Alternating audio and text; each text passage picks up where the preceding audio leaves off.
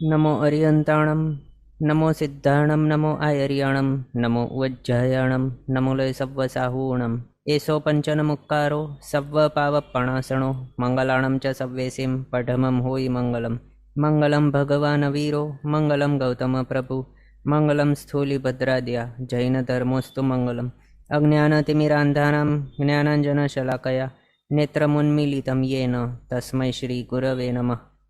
આપણા વિષય ચાલી રહ્યો છે શ્રી બૃહદ સંગ્રહણી ગ્રંથ 12મી સદીના મહાચાર્ય શ્રી ચંદ્રસુરી સ્વજી મહારાજા સાહેબ દ્વારા વિરચિત આ શ્રી બૃહદ સંગ્રહણી ગ્રંથની અંદર આપણે 4 ગતિની અંદર ભમી રહેલા એવા જીવોને વિશે અલગ અલગ એવા ગણદ્વારોની અંદર વિચારણા કર્યા બાદ 6 દ્રવ્ય વિશે વિચારણા કરી એના બાદ સંખ્યાત અસંખ્યાત અનંતના ભેદ જોયા। સંખ્યાતા 3 પ્રકારે, અસંખ્યાતાના ભેદ 9, અનંતાના 9 ભેદ ટોટલ જોયા અને એના પર વિચારણા આપણી થઈ ગઈ। એ વિચારણા કર્યા બાદ આપણને વિચારણા શું કરવાની, વિશેષ કરીને કે આપણા જીનેશ્વર ભગવંતો, તીર્થંકર ભગવંતો, કેવલી ભગવંતોએ આપણને બતાવ્યું છે કે પૃથ્વીકાય હોય, અપકાય, પાણી વગેરે, પછી તેવકાય છે, વાયુકાય વગેરે જે પણ છે સ્થાવરો, એના માત્ર આપણા અંગુલ પ્રમાણનો ક્ષેત્ર છે, એનો એટલું પ્રમાણનું જો પણ આપણે લઈએ તો એની અંદર જ એમના અસંખ્યાતા એવા જીવો આવી જાય છે। સચિત મીઠું પાણી સચિત હોય તે, પછી ઇલેક્ટ્રિસિટી છે, મોબાઈલ વગેરે જે બેટરીથી ચાલી રહ્યા છે, તો એ બધાની અંદર અસંખ્યાતા એવા સ્થાવરોની વિરાધના થતી હોય। જો આપણે એનું એમને યુઝેજ એમને વેડફાટ કરતા હોઈએ, એમ પણ આપણે એને ટચ પણ કરીએ તો પણ એમને કેટલી કિલામણા થતી હોય। મેન આપણી એ વિચારણા છે કે માત્ર અંગુલ પ્રમાણનું ક્ષેત્રની અંદર જે છે એની અંદર જ તેમના અસંખ્યાતા એવા જીવો આવી જાય છે। તો અસંખ્યાતાનું પ્રમાણ જ આપણે કેટલું જોયું, જગન્ય પરિત અસંખ્યાતું, રાઈના દાણાઓના એટલે 4 પ્યાલાનો દૃષ્ટાંતથી આપણે જોયું। આટલો બધો મોટો ઢગલો થઈ જાય ત્યારે માત્ર એક આ જગન્ય પરિત અસંખ્યાતાનું ફિગર આવે છે। તો અસંખ્યાતા પ્રમાણની અંદર આટલા બધા જીવોની હિંસા થઈ જાય છે માત્ર ક્ષણવારની અંદર જ વિચારીએ તો। અને જે ઠેકાણે આપણા તીર્થંકર ભગવંતો બતાવે છે કે એક પણ જીવની હિંસા કરવા યોગ્ય નથી, તો અહીંયા તો માત્ર સચિત એવું પાણી પણ જોઈએ તો એક મગ કે એક બાલટી તો છોડો, માત્ર એક ટીપાની અંદર જ અસંખ્યાતા એવા અપકાયના જીવોની વિરાધના થઈ જતી હોય એમને, તો પછી આપણા દરરોજના પાપ કેટલા બધા થતા હશે, કેટલા બધા જીવોની આપણે વિરાધના અને હિંસા કરીને જીવી રહ્યા છીએ। ને આપણા સામે જ જે ગુરુ ભગવંતો છે, સર્વવીરતીધર સાધુ સાધુજી ભગવંતો, એમનું જીવન કેટલું સરસ છે, ઉચ્ચ છે, તેઓના જીવનની અંદર કોઈ પણ એવા જીવોની વિરાધના હિંસા છે જ નહીં। તેઓએ તો આખા જીવન પર્યંતનું પચ્ચખાણ જ લઈ દીધેલું છે।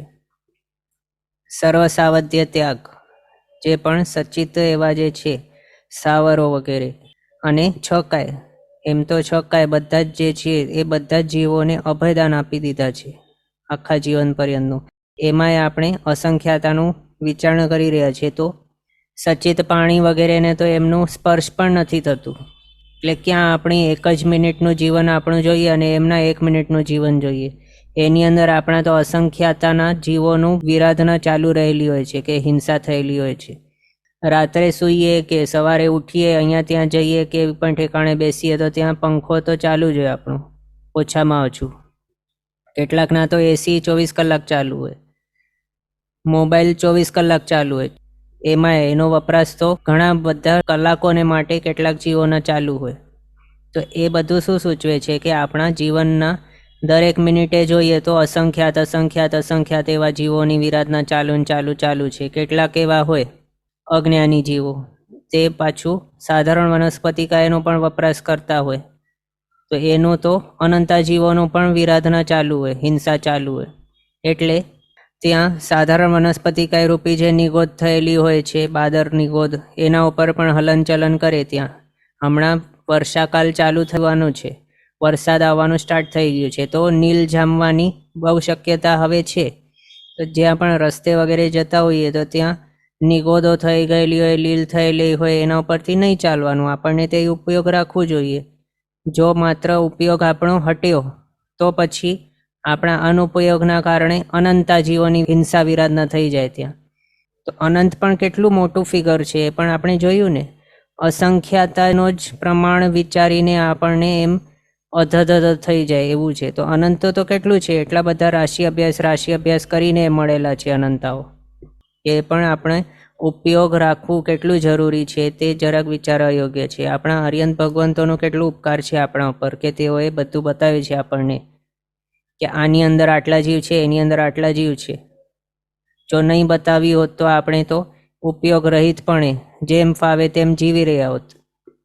આમ પણ કેટલાક એવા હોય છે કે જેમને તો મનની અંદર અત્યંત દુઃખ થતું હોય કે આ બધા અસંખ્યાતા અનંતા જીવોની વિરાધના મને તો નથી જ કરવાની. અનંતા જીવો એટલે નિગોદોનો તો તેમનું પચકાણો જ હોય છે, અનંતકાય નહીં વાપરવાનું વગેરેનું. પણ હજી સુધી સરવૃત્તિ ગ્રહણ નથી કર્યું કોઈ કારણવશ, એના હિસાબે અસંખ્યાતા એવા જીવોની વિરાધના તેમની જીવનની અંદર ચાલુ પણ હોય. એના હિસાબે તેમને મનની અંદર અત્યંત એવો શલ્ય જેવું ખટકતું હોય, દુઃખ થતું હોય, એમ કાંટા જેવું વાગતું હોય કે અરે રે સવારના ઉઠું ત્યારથી આટલા બધા અસંખ્યાતા જીવોની વિરાધના થઈ રહી છે મારી.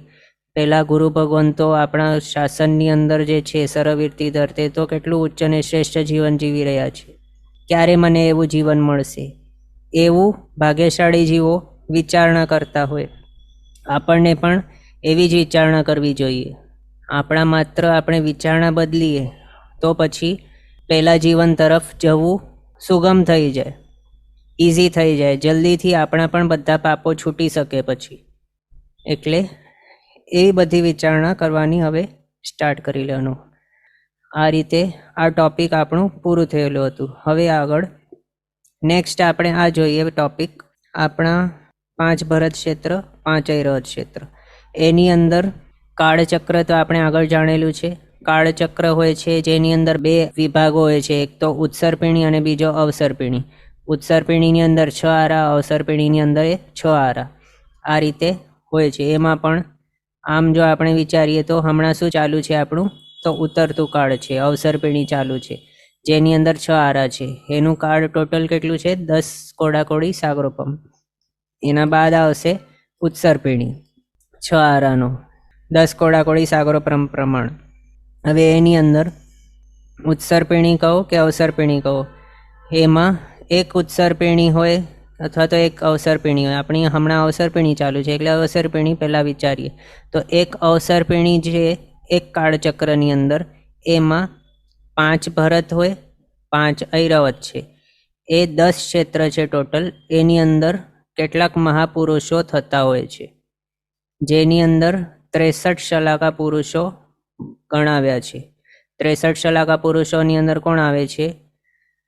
તો 24 તીર્થંકર ભગવંતો, 12 ચક્રવર્તી, 9 પ્રતિવાસુદેવ, 9 વાસુદેવ, 9 બળદેવ. એમાં એ શલાકા શા માટે બતાવે છે એમને? તો એ એના માટે બતાવે છે કે એ એવા જીવો છે કે જેમનો મોક્ષ હવે થવાનું છે અથવા તો થયેલું છે અથવા તો કોઈ પણ કાળે થવાની એમની સંભાવના છે. એવા ઉત્તમ પુરુષો છે તે. એ જીવો કમ્પલસરી ભવી જીવો જ હોય છે. કોઈ પણ અભવી જીવ ક્યારે પણ શલાકા પુરુષ નહીં બની શકે. 63 શલાકા પુરુષની અંદર કોઈ પણ અભવી ક્યારે પણ નહીં હોય એમ. અને આટલું બધું મોટું પુણ્યોદય એમનું કઈ રીતે થઈ શક્યું છે? તો પ્રિવિયસલી તેઓ સમ્યક્ત્વી હતા અને એ સમ્યક્ત્વના ટાઈમની અંદર તેઓએ સરવૃત્તિ ધર્મ વગેરે જે જીન ધર્મ છે એ પાડીને ઘણા મોટા એવા પુણ્ય ઉપાર્જિત કર્યા છે. એના કારણે એમને આવા ટાઈપની પદવીઓ મળી શકે છે. સામાન્ય જીવો જે છે એમને આવી ટાઈપની પદવીઓ નહીં મળે. એટલે તેઓ ક્યારે પણ આ 63 શલાકા પુરુષ પણ નહીં હોઈ શકે. એમાં સૌથી પહેલાં જોઈએ તો 24 તીર્થંકર ભગવંતો જે છે એમને ધર્મ પુરુષ બતાવ્યા છે. 12 ચક્રવર્તી છે એમને ભોગ પુરુષ બતાવ્યા છે. પછી પ્રતિવાસુદેવ, વાસુદેવ, બળદેવ વગેરે જે છે તે બધા કર્મ પુરુષ છે. આ રીતે તેમનું વર્ગીકરણ કરીને બતાવે છે. એના બાદ હવે જે 63 શલાકા પુરુષની અંદર નહીં આવે પણ છે મહાપુરુષ, તો તે કેવા છે? 9 નારદ અને 11 રુદ્ર. એ આપણે પછી આગળ જોશું. તો સૌથી પહેલાં સ્ટાર્ટ કરીએ તીર્થંકર ભગવંતોનું. તેઓ છે ધર્મ પુરુષ. અનંત ઉત્સર્પિણી વીતી ગઈ અને અનંત અવસર્પિણી પણ વીતી ગઈ છે અને વીતવાની છે હજી. એની અંદર દરેક ઉત્સર્પિણીની અંદર આટલા આવે છે અને દરેક અવસર્પિણીની અંદર પણ આટલા આવે છે. એટલે ઉત્સર્પિણી પ્લસ અવસર્પિણી કરી લઈએ તો કેટલા થઈ જાય? 126 થઈ જાય શલાકા પુરુષ એક કાળચક્રની અંદર. એ પણ માત્ર એક ભરત ક્ષેત્રની અંદર 63 હોય, એક અવસર્પિણી કે એક ઉત્સર્પિણીની અંદર. અથવા તો આખા કાળચક્રનું વિચારી લઈએ તો એમાં 126 એક ભરત ક્ષેત્રમાં, બીજા ભરત ક્ષેત્રમાં એ સેમ એટલા જ નંબરના, ત્રીજામાં એટલા, ચોથામાં એટલા, પાંચમાં એટલા. એટલે એમ ટોટલ જોઈ લઈએ તો 63 છે અને 5 ભરત અને 5 ઐરવત એટલે ટોટલ 10. તો 10 ક્ષેત્રની અંદર 63 એટલે 630 શલાકા પુરુષો એક અવસર્પિણીની અંદર થઈ જાય છે, જો માત્ર ભરત અને ઐરવત ક્ષેત્રના વિચારણા કરતા હોઈએ તો. અને એ જ રીતે એક અવસર્પિણીની અંદર પણ 630 શલાકા પુરુષો થઈ જાય છે ભરત અને ઐરવત ક્ષેત્રની અંદર. અને ટોટલ કાળચક્રની અંદર જોઈએ તો 1260 શલાકા પુરુષો થઈ જાય છે માત્ર ભરત અને ઐરવત ક્ષેત્રની અંદર. અને મહાવિદેશ ક્ષેત્રની અંદર આવું કોઈ ફિગર કે આંકડા કંઈ નથી, કારણ ત્યાં કન્ટિન્યુઅસલી ચાલુ જ હોય છે. ચક્રવર્તી પણ હોય, વાસુદેવ પણ હોય, તીર્થંકર ભગવંત, એટલે યથાયોગ્ય ટાઈમે એ થતા હોય છે. એમાં ઉત્સર્પિણી કે અવસર્પિણી કે કાળચક્ર જેવું કંઈ ત્યાં વિધાન છે નહીં મહાવિદેશ ક્ષેત્રની અંદર. એમ ક્વેશ્ચન છે ડિફરન્સ બિટવીન વાસુદેવ અને પ્રતિવાસુદેવ. તો એ આપણે આગળ જોશું, પણ હમણાં માટે એટલું જાણો કે પ્રતિવાસુદેવ છે તે આપણા ભરત ક્ષેત્રની અપેક્ષાએ જો વિચારણા કરીએ તો ભરત ક્ષેત્રના જે 3 ખંડ છે નીચેવાળા, દક્ષિણના 3 અથવા તો દક્ષિણાર્ધ ભરત એમ જો કહીએ તો તે 3 ખંડને વિજય મેળવી લે છે અને ત્યાં એનું રાજ્ય ચાલુ હોય છે. ત્યાર પછી વાસુદેવ આવે છે અને એની પ્રતિવાસુદેવ સાથે ભીષણ યુદ્ધ થાય છે અને એ યુદ્ધની અંદર પ્રતિવાસુદેવ છે એનું વધ થાય છે વાસુદેવ દ્વારા. અને વાસુદેવ પ્રતિવાસુદેવના આખા 3 ખંડો જે પ્રતિવાસુદેવે જીતેલ હતા એના ઉપર આધિપત્ય સ્થાપિત કરી દે છે વાસુદેવ પોતાનું. આ રીતે થતું હોય છે. એક્ઝામ્પલ છે વાસુદેવમાં કૃષ્ણ મહારાજ અને પ્રતિવાસુદેવમાં જરાસંઘ. બીજું એક્ઝામ્પલ લક્ષ્મણજી વાસુદેવ અને પ્રતિવાસુદેવ રાવણ. આમ ઓકે, હમણાં ક્વેશ્ચન આવ્યું હતું એટલે આટલું જોયું, બાકીનું આપણે આગળ જ્યારે આવશે ત્યારે જોશું. તો તીર્થંકર ભગવંતોથી સ્ટાર્ટ કરીએ એક એક કરીને. આમ તો આપને કંઈક ખ્યાલમાં હશે તો પણ અહીંયા શોર્ટમાં આપણે જોઈ લઈએ છીએ બધું. સૌથી પહેલાં તીર્થંકર ભગવંતો, તેઓ કહેવાય છે ધર્મ પુરુષ, મહાપુરુષ છે. આમ જો જોઈએ તો આખા 14 રાજલોકની અંદર જે પણ જીવો છે એ બધા જ માંથી સૌથી પુણ્યશાળી કોણ છે? તો સૌથી વધારે પુણ્યવાળા માત્ર તીર્થંકર ભગવંતો જ છે. એમનાથી વધારે પુણ્ય બીજા કોઈ પણ જીવનું કહી જ નહીં શકાય. કોઈ પણ દેવો પણ નહીં, કોઈ ઇન્દ્ર પણ નહીં, કોઈ સૌધર્મવાળો એટલે પહેલા દેવલોક, બીજો, ત્રીજો, ચોથો, 12મા દેવલોકવાળો ઇન્દ્ર હોય તે પણ આમની સામે કંઈ નથી. એનું પુણ્ય આમની સામે કંઈ નથી. બીજું નવગ્રહવિયક જોઈએ કે પછી અનુત્તર દેવ વિમાનવાળા પણ કોઈ પણ છે દેવ, એમની સાથે પણ આમનું પુણ્યનું કમ્પેરિઝન કરીએ તો આમનું જ વધી જાય. તીર્થંકર ભગવંત રૂપી સાગરની સામે અનુત્તર દેવ વિમાનવાસી દેવ છે તે બિંદુ જેટલું પણ નથી આ સાગરની સામે. એટલે આટલું બધું ડિફરન્સ છે પુણ્યની અંદર જો વિચારણા કરીએ તો. સૌથી વધારે પુણ્યવાળા આ છે. અને એમ 158 કર્મ પ્રકૃતિ છે ટોટલ. ઉત્તર ભેદો જોઈએ તો 8 મૂળ કર્મ અને ટોટલ 158 કર્મ ઉત્તર ભેદ જોઈએ તો એમાં સૌથી વધારે સારું અથવા તો સૌથી બેસ્ટ કર્મ કયો? તો તીર્થંકર નામ કર્મ. એનાથી સારો કોઈ જ કર્મ નથી. પાપ પ્રકૃતિ તો એમે ખરાબ જ હોય છે, એને સારી કહી જ નહીં શકાય. તો પુણ્ય પ્રકૃતિઓમાંથી સૌથી શ્રેષ્ઠ કે બેસ્ટ કઈ? તો તીર્થંકર નામ કર્મ. અને એના ઉદયના હિસાબે જ કોઈ જીવ તીર્થંકર કહેવાય છે. એમ. તો એવા શ્રેષ્ઠ હોય છે આપણા તીર્થંકર ભગવંતો. એમાં તીર્થંકર ભગવંત કોને કહેવાય? તો જે તીર્થંકર એ નામ છે એના ઉપરથી આપણે વિચારણા કરી શકીએ. તીર્થંકર એટલે જે તીર્થને કરનાર છે એવા. તીર્થને કરનાર, તીર્થ એટલે શું? જે તારે તે તીર્થ. તો કોણ તારે છે?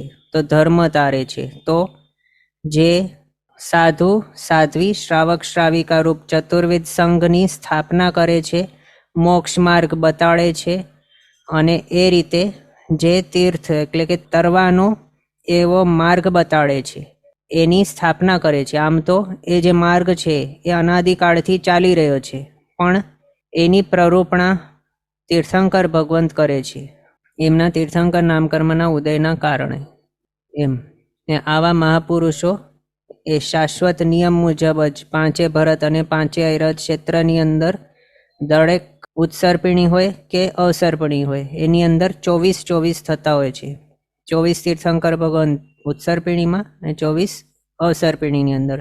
બાકી તો 5 મહાવિદ્ય ક્ષેત્ર છે એની અંદર હર હંમેશ કોઈ ને કોઈ તીર્થંકર ભગવાન હોય છે, કોઈ ને કોઈ વિજયની અંદર.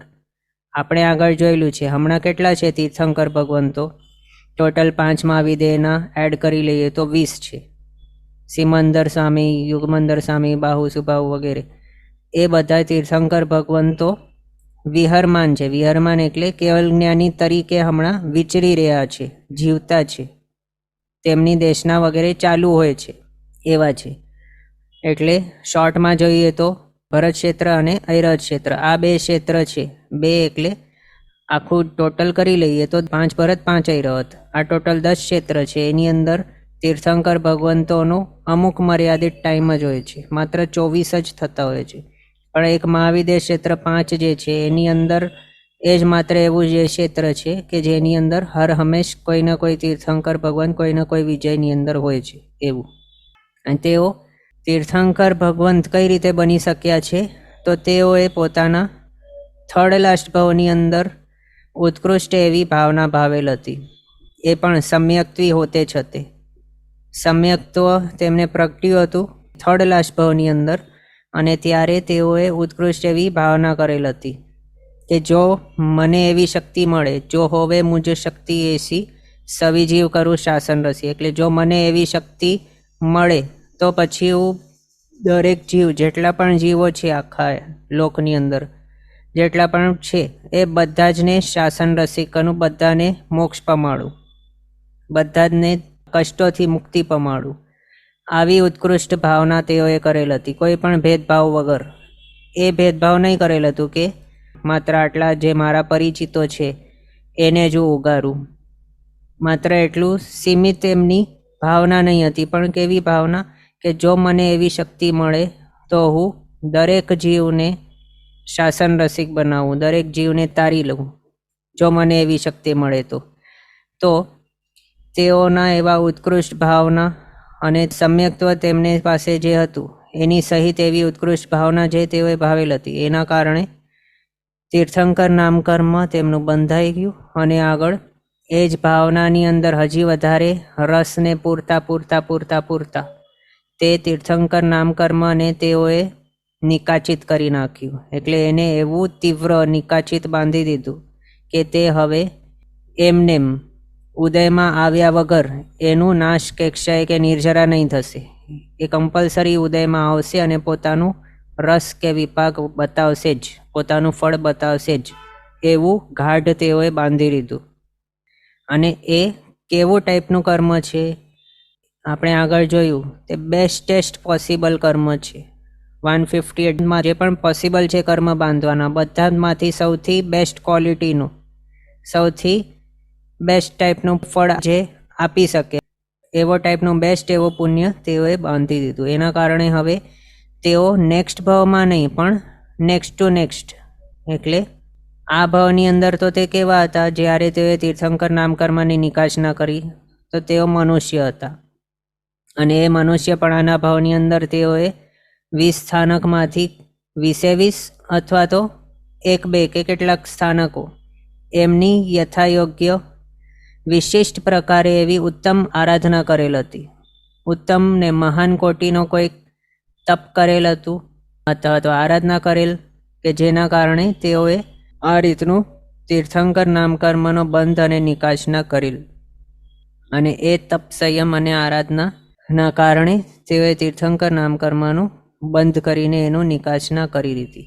હવે એ થર્ડ લાસ્ટ ભાવમાં જો સંકેત મળેલું એનાથી પહેલાં જ જો તેઓનું નરક યોગ્ય આયુષ્ય એટલે નરક આયુષ્ય બાંધી દીધું હોત જો, તો તેઓ નેક્સ્ટ ભાવની અંદર નરકમાં જાય. પણ જો તેઓને સંકેત પ્રાપ્તિ થયા બાદ એમનું નેક્સ્ટ ભાવનું આયુષ્ય બંધ થાય તો તે દેવભાવની અંદર જાય, પણ વૈમાનિક દેવલોકની અંદર જાય. એટલે સિમ્પલ આટલું સમજો કે શ્રેણિક મહારાજ જે છે એમનું થર્ડ લાસ્ટ ભાવ જો વિચારીએ તો એ હતું શ્રેણિક મહારાજ, પણ એનું હમણાં છે ફર્સ્ટ નરકની અંદર. નેક્સ્ટ ભાવના બનશે પદ્મનાભ સ્વામી, ફર્સ્ટ તીર્થંકર બનવાના છે તેઓ આપણા ઉત્સર પેઢીના, આપણા આ ક્ષેત્રના. તો તેઓએ સંકેત પ્રાપ્તિ કર્યા પહેલાં જ હરણી જે હતી ગર્ભવતી એને તીર મારતા ટાઈમે એવા ટાઈપનું નરકનું આયુષ્ય બાંધી દીધું હતું કે જેના કારણે તેઓને તીર્થંકર નામકર્મ એ ભાવની અંદર ભલે પાછળથી કર્યું નિકાચિત, પણ તોય તીર્થંકર નામકર્મ તો નિકાચ ન કરી તો પણ તેમને સંકેત પ્રાપ્તિ અને તીર્થંકર નામકર્મ બંધ અને નિકાચના પહેલાં જ એમનું નરક આયુષ્ય બંધાઈ ગયું હતું. એના હિસાબે તેમને નરકમાં હમણાં જવું પડ્યું છે. જો એ રીતે નહીં કર્યું હોત તેઓએ, નરક આયુષ્ય જો નહીં બંધાયું હોત તેઓનું, તો પછી તેઓ કમ્પલસરી વૈમાનિક દેવલોકની અંદર જવાના, સમજવાનું એમ. એટલે શોર્ટમાં સિમ્પલ આટલું સમજવાનું કે જો કોઈક જીવનું સંકેત પ્રાપ્તિ થઈ ગઈ અને તેઓએ તીર્થંકર નામકર્મ બાંધીને નિકાચના કરી દીધી છે તો તે નેક્સ્ટ ભાવની અંદર કમ્પલસરી તેઓ વૈમાનિક દેવલોકની અંદર જ જાય છે એમ. પણ જો તેઓનું સંકેત પ્રાપ્તિ કર્યા પહેલાં જ, તીર્થંકર નામકર્મ નિકાચિત કર્યા પહેલાં જ જો નરક આયુષ્ય બંધાઈ ગયું હોય તો તે નરકમાં જાય છે એમ સમજવાનું. એટલે થર્ડ લાસ્ટ ભાવ તેમનું મનુષ્ય, સેકન્ડ લાસ્ટ ભાવ કહેવું તો કાં તો વૈમાનિક દેવ કાં તો નારકીનું. એ પણ નારકી કેટલા મી સુધી, તો પહેલી કે બીજી અથવા તો ત્રીજી, એનાથી નીચલી નરકોની અંદર તેઓ નહીં જાય. અથવા તો એમ સમજીએ બીજી રીતે કે જો કોઈક જીવે ચોથી હોય કે પાંચમી, છઠ્ઠી, સાતમી નરકનું આયુષ્ય બાંધી દીધું હોય, કે પછી મનુષ્યનું આયુષ્ય બાંધી દીધું હોય, કે તિર્યંશનું આયુષ્ય બાંધી દીધું હોય, તો પછી તેઓ આ ભાવની અંદર તીર્થંકર નામકર્મની નિકાચના નહીં કરે, આમ પણ આપણે કહી શકીએ. કારણ તીર્થંકર નામકર્મ નિકાચના કર્યા બાદ કોઈ જીવ જો જાય સેકન્ડ ભાવની અંદર તો માત્ર વૈમાનિક દેવનું આ છે ઓપ્શન, અથવા તો નરકનું ઓપ્શન છે, એના સિવાય બીજો કોઈ ઓપ્શન જ નથી. અને એમાં એ નરકનો ઓપ્શન ક્યારે, તો સંકેત પ્રાપ્તિ પહેલાં જ જો નરકનું આયુષ્ય બાંધી દીધું હોય તો જ. સંકેત પ્રાપ્તિ અને તીર્થંકર નામકર્મ નિકાચના કર્યા બાદ તો તે નરકમાં નહીં જાય, એક જ ઓપ્શન એની પાસે બાકી હોય પછી વૈમાનિક દેવનું. આ રીતે બીજો ભાવ એમનું હોય. અને થર્ડ ભાવની અંદર કમ્પલસરી મનુષ્ય ભાવમાં જ હોય. કારણ તીર્થંકર ભગવંત કોણ બનતા હોય, તો માત્ર મનુષ્ય ગતિવાળા જીવો છે તે જ બને છે. અથવા તો તીર્થંકરપણું અહીંયા આપણે જે જોઈ શકીએ છીએ તો આ મનુષ્ય છે, બાકી અહીંયા સાઈડમાં જે બંને ઊભા છે તે ઇન્દ્ર છે, પણ કોણ છે, તો દેવો છે. અહીંયા એ દેવો છે, પણ આ મનુષ્ય ગતિવાળા છે તીર્થંકર ભગવાન, તીર્થંકરપણાના ભાવની અંદર. કોઈ પણ બીજો કોઈક જીવ સમજો કે તે દેવ હોય કે ઇન્દ્ર હોય કે કોઈ પણ હોય, કે તિર્યંશ હોય કે નારકી પણ હોય, તો એવા જીવોને તીર્થંકર નામકર્મનું ઉદય પોસિબલ જ નથી. એ માત્ર મનુષ્ય ગતિની અંદર જ ઉદયમાં આવે છે. એટલે આવું કંઈ ક્યારે પણ પોસિબલ નહીં હોય કે કોઈક ઇન્દ્રને તીર્થંકર નામકર્મનો ઉદય થઈ ગયું અને એના આવા અષ્ટમહાપ્રાતિહાર્ય પ્રગટ થઈ ગયા કોઈક ઇન્દ્રને, અને એના 4 અતિશય પ્રગટી ગયા, કે પછી 35 ગુણયુક્ત વાણી થઈ ગઈ, 34 અતિશય પ્રગટ થઈ ગયા. એવું બધું ક્યારે કોઈ ઇન્દ્રને પણ પોસિબલ નથી, માત્ર મનુષ્યને જ હોઈ શકે છે એમ. એટલે મનુષ્ય ગતિની શ્રેષ્ઠતા વિચારો કેટલી છે. જો મોક્ષ પામવું હોય તો મનુષ્ય ગતિ કમ્પલસરી જરૂરી છે. પછી તીર્થંકરે બનવું હોય તો પણ મનુષ્ય ગતિમાં જ બની શકાય છે, બાકી કોઈ ગતિમાં પોસિબલ જ નથી. દેવગતિ પણ કેટલી લાચાર છે. તે દેવો પણ જે હોય સમકીતી તે તો ઝૂરતા હોય એમ કહી શકાય. ક્યારે મનુષ્ય બનવું અને ક્યારે સર્વવીરથી વ્રતવીરથી પચખાણો સર્વવીરથી વગેરે ગ્રહણ કરવું, ક્યારે આવા સંસારથી છૂટવું, એ બધા સમકીતી દેવો પણ એવું વિચારણા કરતા હોય અને દુઃખી થતા હોય. એમ કહેવાય આખા 14 રાજલોકની અંદર એક અપેક્ષા વિચારીએ તો સૌથી વધારે દુઃખી કોણ? તો એવા જીવો કે જે કેવા છે અવિરત સમ્યક દૃષ્ટિ જીવો. એવા દેવો તો કેવા છે અવિરત જ હોય છે. અવિરત એટલે કોઈ પણ વ્રતવીરથી પચખાણ વગરના હોય છે. એમને એમના ભવ સ્વભાવે કોઈ પણ વ્રતવીરથી પચખાણ પોસિબલ જ નથી. તે કરી જ નહીં શકે. એનો ભવ જ એવું એમને મળેલું છે. પણ સમકિત છે. બધા દેવોને સમકિત હોય જરૂરી નથી, પણ એક્ઝામ્પલ આપણું અવિરત સમ્યક દૃષ્ટિનું ચાલુ છે એટલે આપણે કહીએ છીએ. કોઈક દેવને સમકિત છે એટલે સમ્યક્ત્વ છે, સાચી સમજણ છે, તો પછી એને ખબર છે કે આ વ્રતવીરથી પચખાણ લેવા જરૂરી છે. એ જો લઈએ તો પછી નિર્જરા વગેરે થઈ શકે, કર્મ આવવાના અટકી શકે રે, એ બધું એને ખબર છે.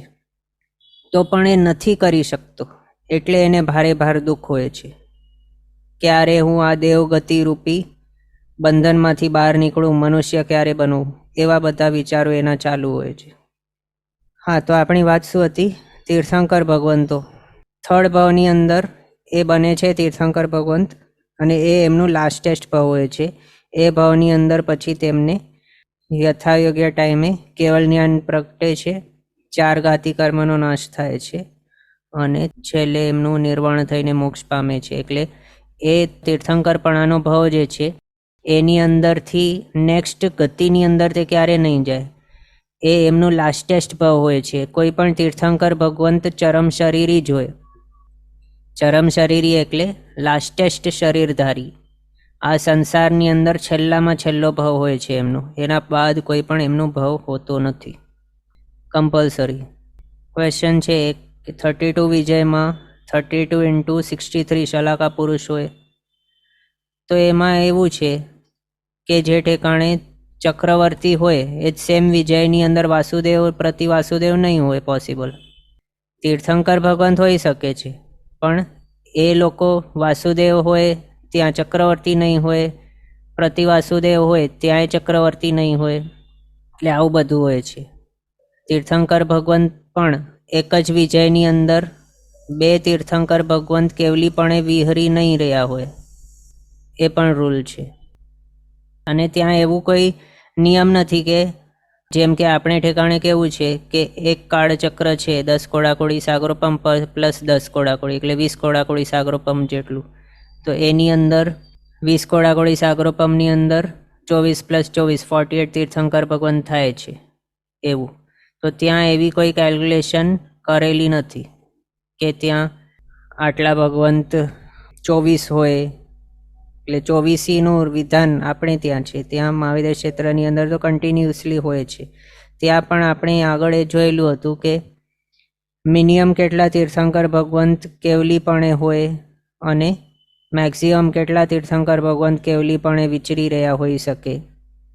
એ તો 170 તીર્થંકર ભગવંત ટોટલ ભરત ઐરવત અને મહાવિદેવને મળીને 170 પોસિબલ છે. ભરત ઐરવતના 10 અને મહાવિદેવના 160, 5 મહાવિદેવના એમ.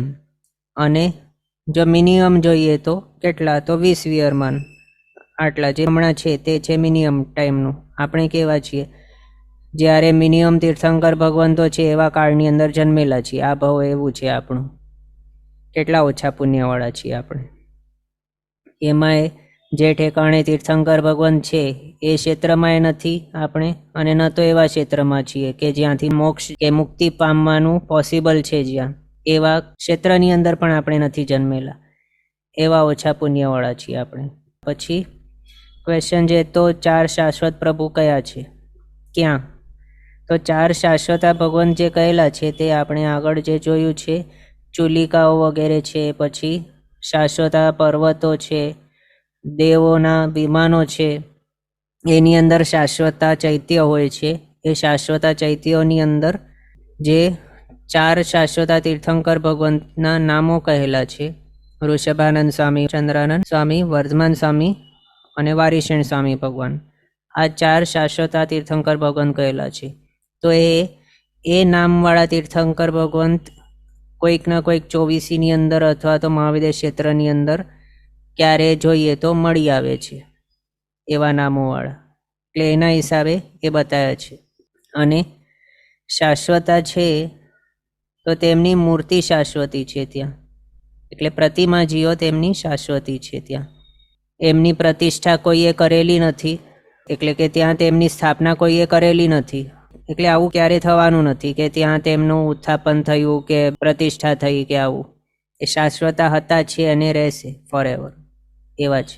હા, તો ક્યાં હતા આપણે? તીર્થંકર ભગવંત એવા છે.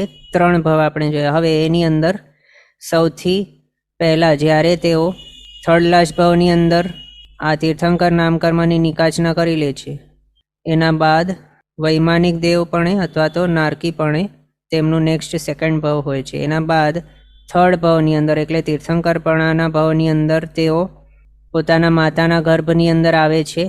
એને આપણે ચ્યવન કલ્યાણક કહીએ છીએ. ચ્યવન એટલે કે પ્રીવિયસ ભાવ કમ્પ્લીટ થઈ ગયો તે, અને આ ભાવની અંદર આવી ગયા એ. આમ તેમનું પ્રીવિયસ ભાવ કેવું?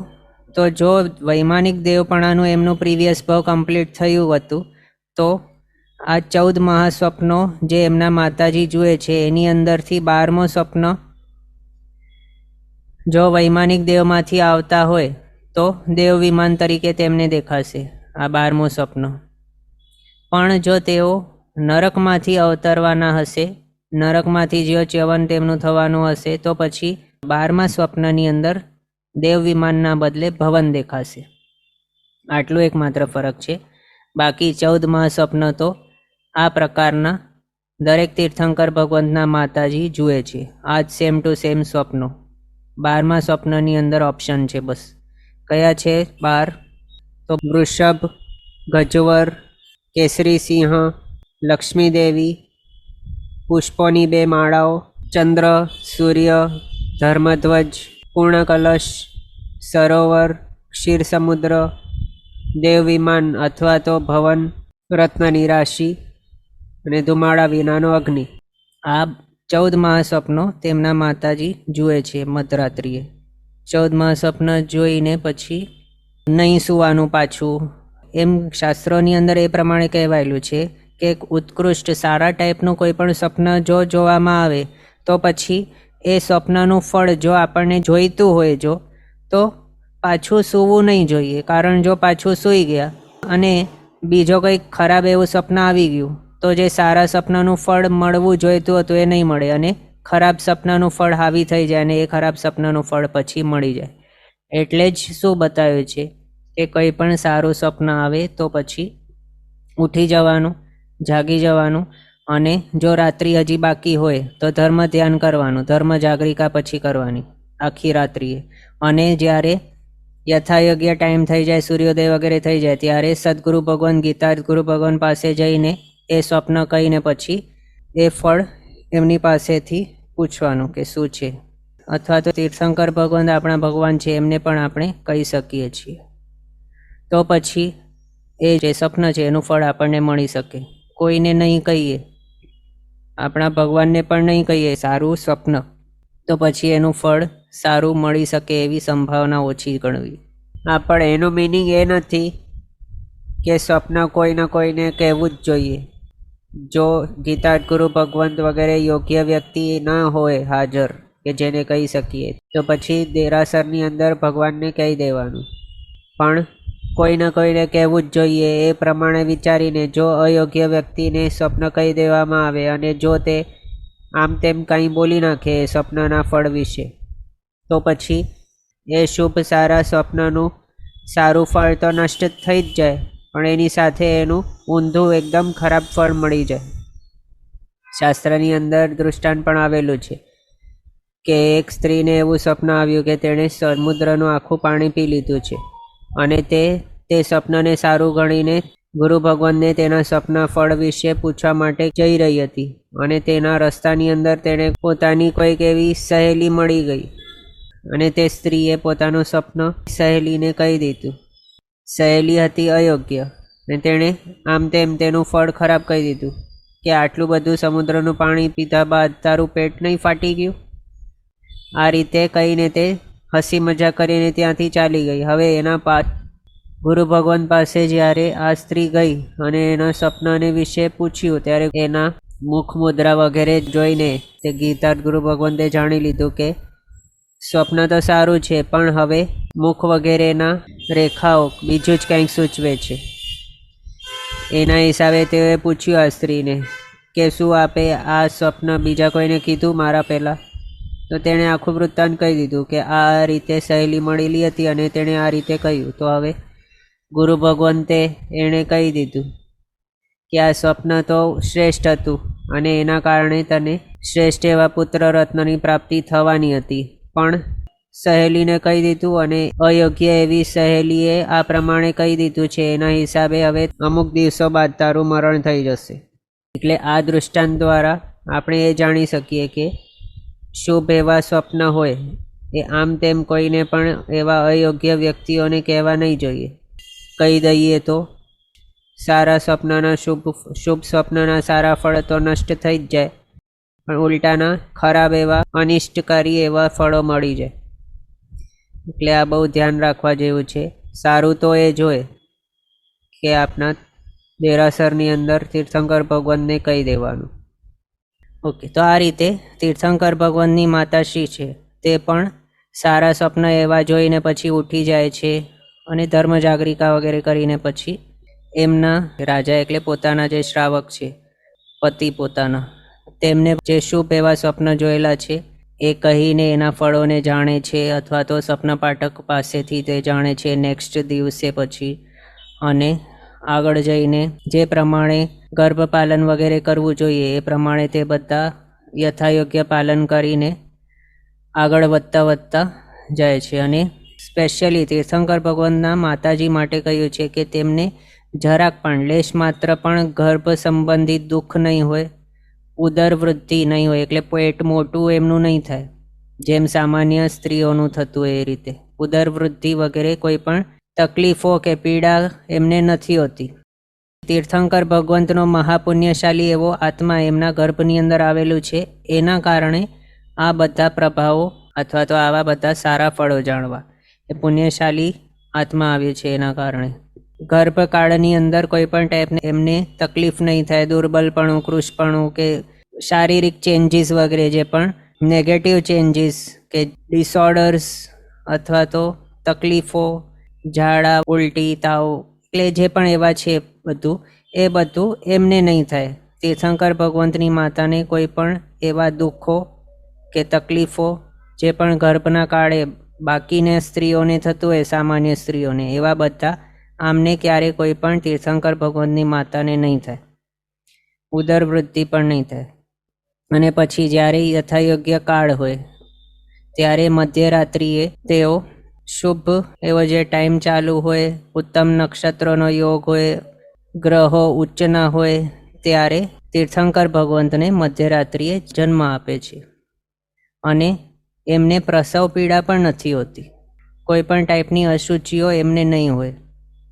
તો પણ 56 દિક્કુમારીઓ છે એમનો શાશ્વત આચાર છે એવો, એના માટે તેઓ શુદ્ધિકર્મ કરવા માટે આવી જાય છે અને માતા અને તીર્થંકર ભગવંતને લઈને યથાયોગ્ય અભિષેક, વિલેપન, નાળ છેદન, જે પણ 56 દિક્કુમારીઓનો શુદ્ધિકર્મ કરવાનો જે કાર્ય છે તે બધા કરે છે. જળનો અભિષેક, ભક્તિ, અર્ચા, શુદ્ધિ વગેરે ઘણા ઠાઠથી તીર્થંકર ભગવંતનો જન્મોત્સવનું શુદ્ધિકર્મ અને ભક્તિકર્મ કરે છે તેઓ. પછી જ્યારે તીર્થંકર ભગવંતનું જન્મ થઈ ગયું અને 56 દિક્કુમારીઓનું કાર્ય થઈ ગયું ત્યારે સૌધર્મેન્દ્રનું સિંહાસન કંપાયમાન થઈ જાય છે. એ અવધિ જ્ઞાનથી જાણે છે કે તીર્થંકર ભગવંતનો જન્મ થયેલો છે. એના હિસાબે તે પોતાના સિંહાસનથી ઉતરીને પોતાની મોજડીઓ જે કેવી છે, રત્નમય એવી છે, એમાં એ રત્ન કેવા જડેલા છે, તો શાસ્ત્રકાર ભગવંતોએ કહ્યું છે કે સામાન્ય પણ કોઈ એવો દેવ હોય જો, તો એના મોજડીની અંદર પણ એવા રત્નો હોય છે કે જે રત્નો ખરીદવા માટે હમણાંના કાળના કોઈ પણ માનવી સક્ષમ નથી. કેટલા પણ પૈસાદાર હોય તો પણ તેઓ સામાન્ય એવા કોઈક દેવતાના પગના મોજડીનો એક રત્ન પણ નહીં ખરીદી શકે, એવા અમૂલ્ય હોય છે. તો આ તો કોણ છે? સૌધર્મેન્દ્ર. એના પગના પહેરેલી એવી રત્નની મોજડી જે પણ હોય છે, રત્નથી જડિત, એ તે ઉતારી દે છે.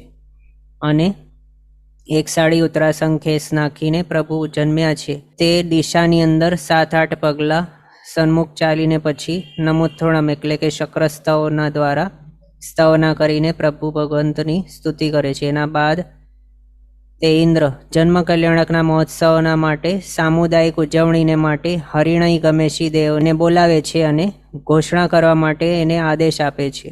ને અહીંયા ખાસ શું જાણવાનું છે કે આ શું છે? હરિણઈ ગમેશી દેવ છે.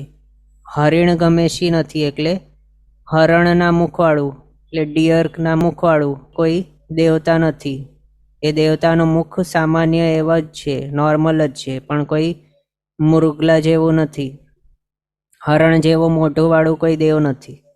આનું નામ શું છે? હરિણઈ ગમેશી. હરિણઈ ગમેશીનું મિનિંગ શું થાય? હરિણઈ ગમેશી. હરિ એટલે કોણ? તો ઇન્દ્ર. નઈ ગમેશી એટલે એની આજ્ઞાનું માનનાર. એને શું કહ્યું છે? એ સૌધર્મેન્દ્રનો સેનાપતિ હોય છે, એટલે મુખ્ય સેવક એનું હોય છે.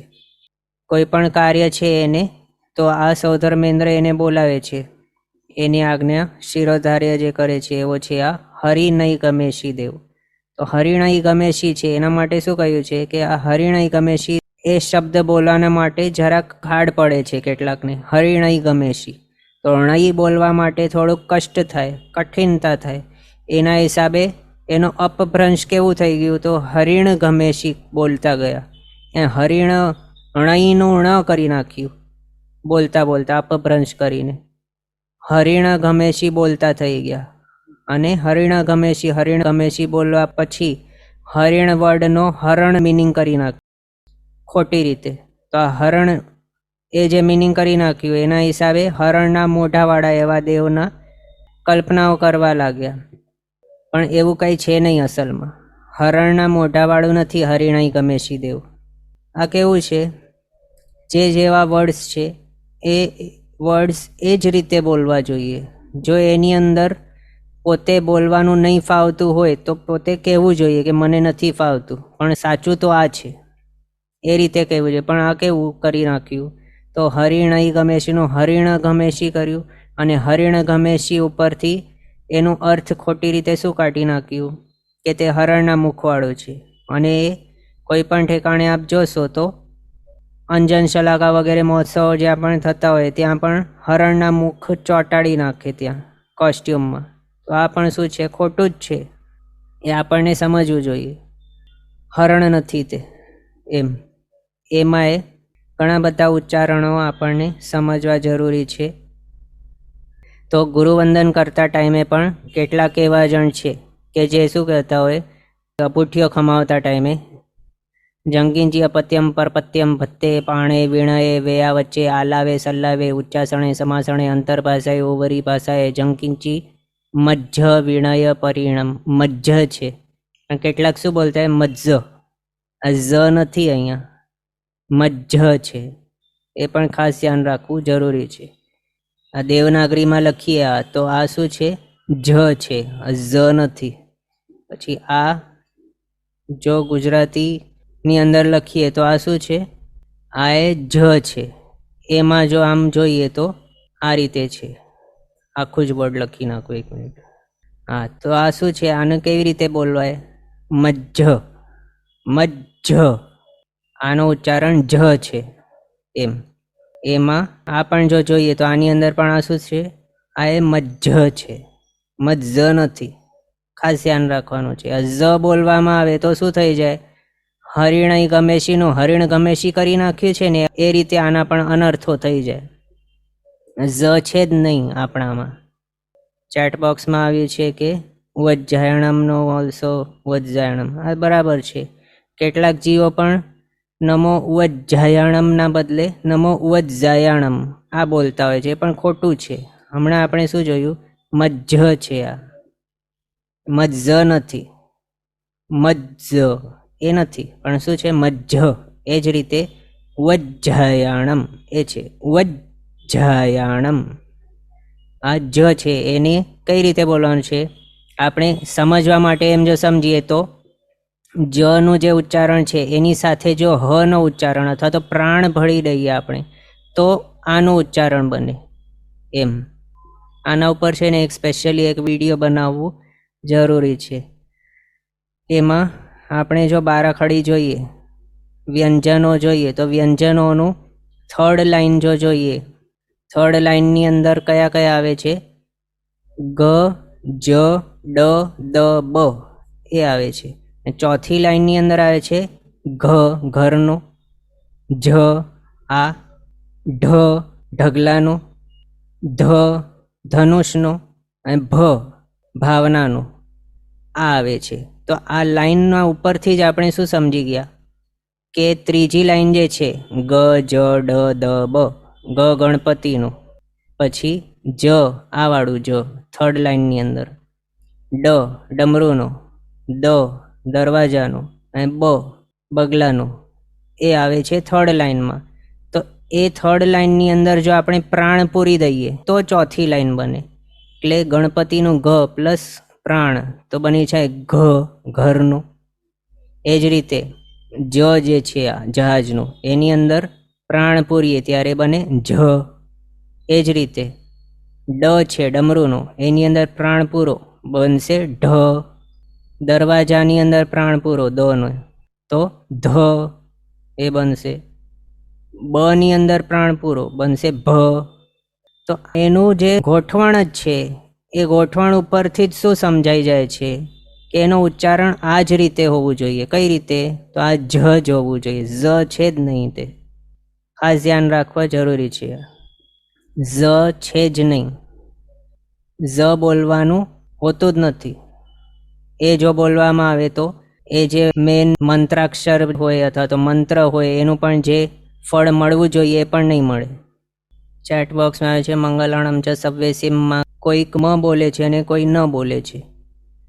હા, તો એમાં કેવું છે મંગલાણમ ચ સવ્વેસીમ, લગભગ સવ્વેસીમનો જે અનુસ્વાર છે એનું આવ્યું હશે આ લગભગ.